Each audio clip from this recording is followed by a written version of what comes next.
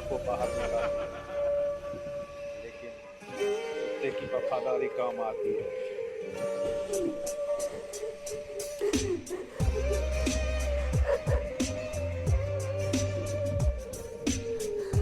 देखिए कुत्ते ने कैसे इस बूढ़ी माँ को हेल्प करी है।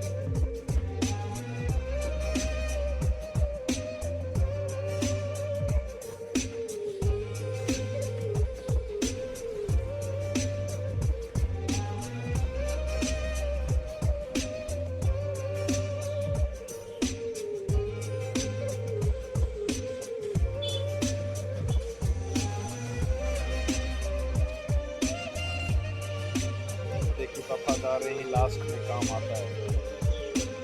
इंसान का तो कोई भरोसा नहीं।